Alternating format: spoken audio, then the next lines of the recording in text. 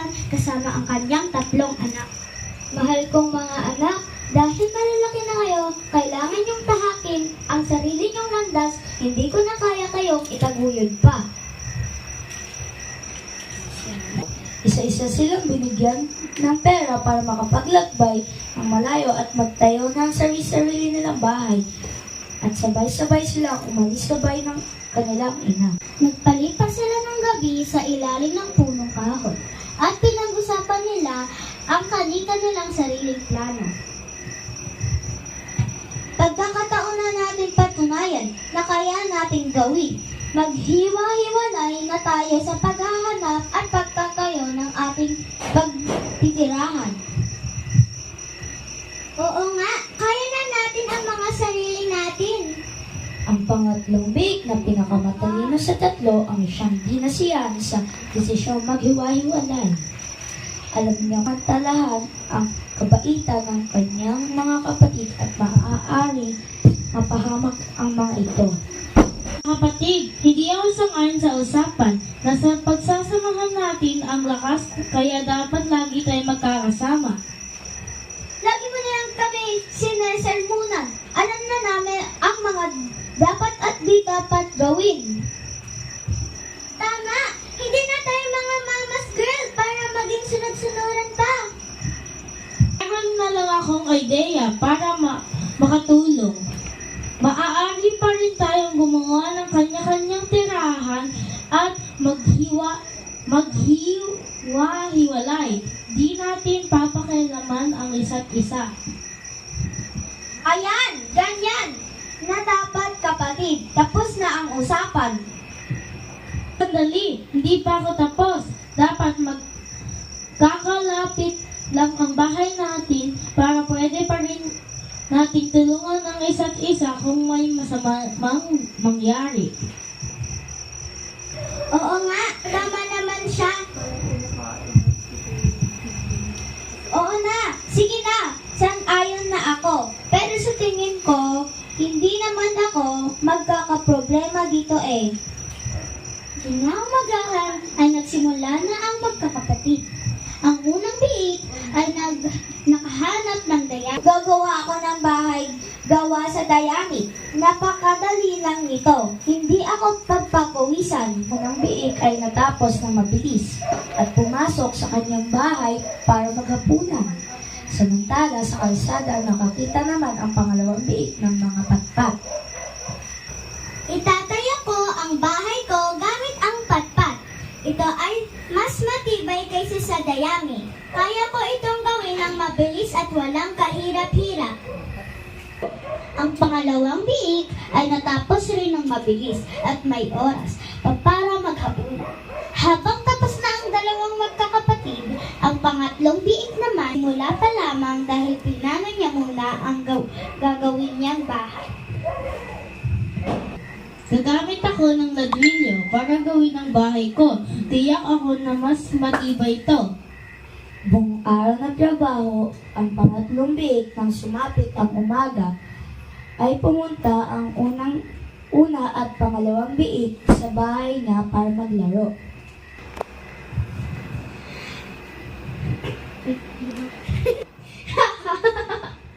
Ano ba yan? Hindi ka pa tapos sa bahay mo? Kung man gawin yung bahay ko, sigurado naman ako na napakatibay ng aking bahay.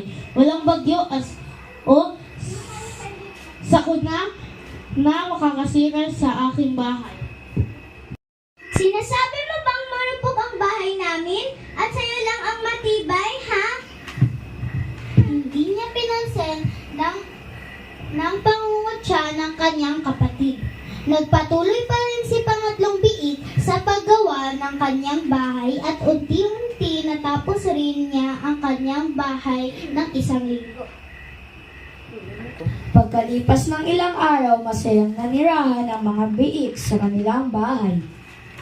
Ngunit isang lobo ang nakakita sa 3 biik at nagpasyang kainin ng magkakapatid. Pinuntahan ng lobo ang bahay ng unang biik at kumatok.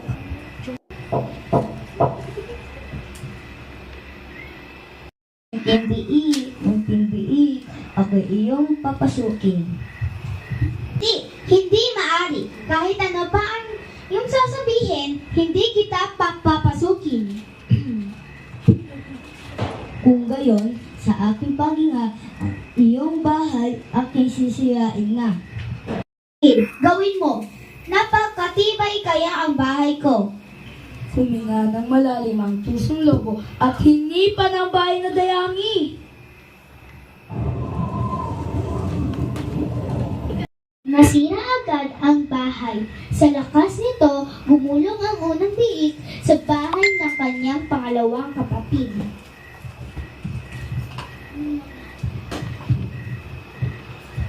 Anong nangyari? Bakit gumugulong-gulong kang pumunta dito?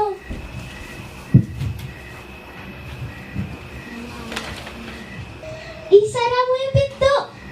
Dalian mo! Kakainin ako ng mabangis na lobo. Baka makapasok siya dito sa bahay mo. Ha? Ano?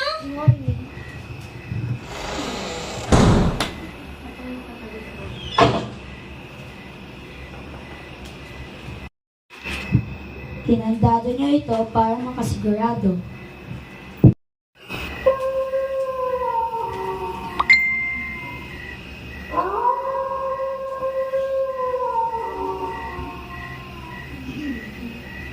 Dumating ang lobo at mariing kumatok sa pinto ng bahay na patpat. Munting biig, ako'y iyong papasukin. Hindi maaari. Kahit ano pang iyong sabihin, hindi kita papapasukin. Kung gayon, sa aking paghinga, ang iyong bahay ay aking sisirain na. Napakatibay kayo ng bahay na ginawa ko. Subukan mo, tusong lobo. Huminga ng malalim ang tusong lobo at hinipan ng malakas ang bahay na patpat.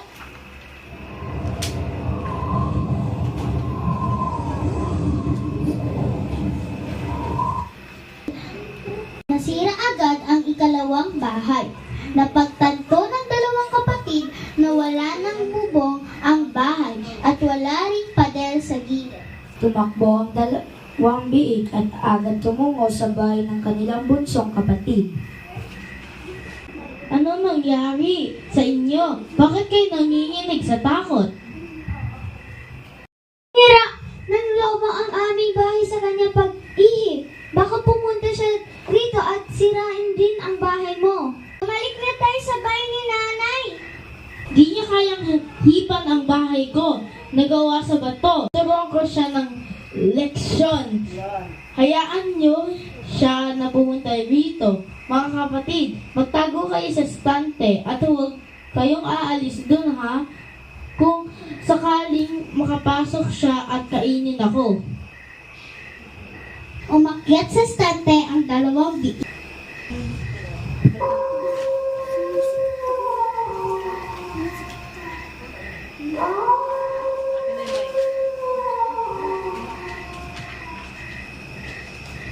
At dumating na ang pusong lobo, mariin itong kumatok sa bahay.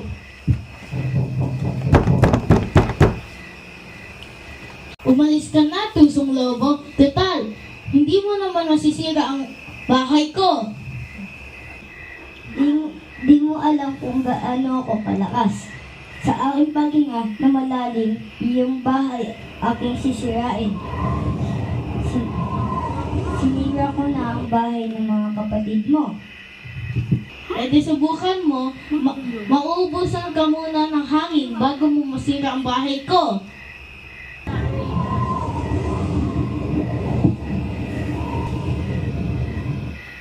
Nang malalim ang tusong lobo at hinipan ang bahay na gawa sa bato.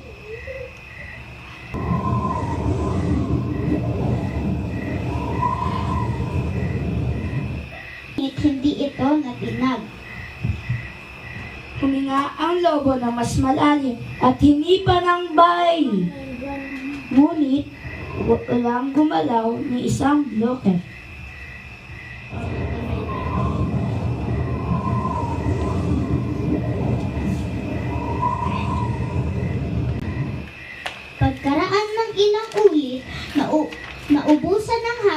ang lobo at nawalan ng malay, ngunit bumangon ulit ang tusong lobo at tumakbo mula sa malayo upang sirain ang pinto.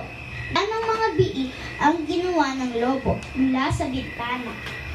At sabay-sabay nilang hinarangan ang pinto ng bahay.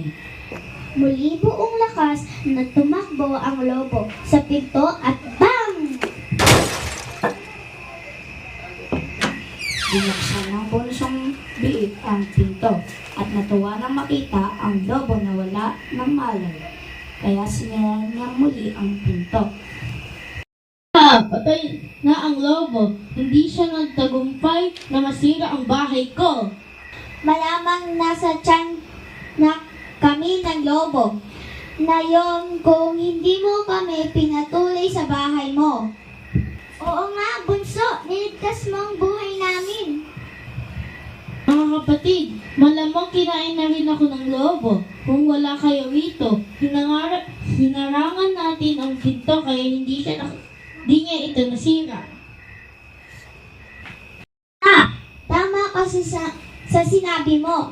Nasa pagsasamahan natin ang ating lakas, sama-sama tayo mamuhay at hindi na kailangan man maghihiwalay pa.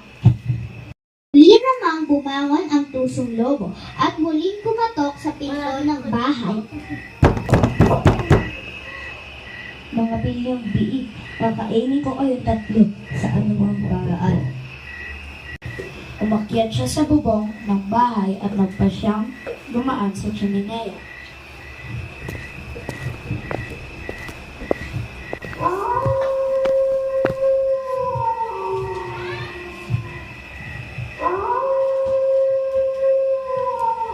Lobo na makarating sa chimenea hanggang sa tuluyan siyang makapasok dito. Mabilis siyang dumulas pababa ng chimenea at nahulog sa apoy.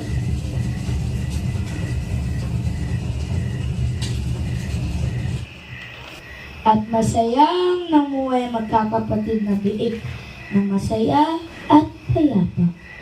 Gumana, Juana Protestante bilang ina ng tatlong biik. Ariana Grammy B. Adaw bilang unang biik. Elisha Mendoza bilang pangalawang biik.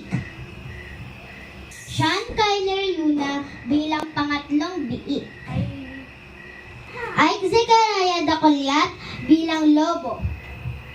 Desiree Ann Calyada bilang narrator. Mark Raver B. Ramirez bilang narrator.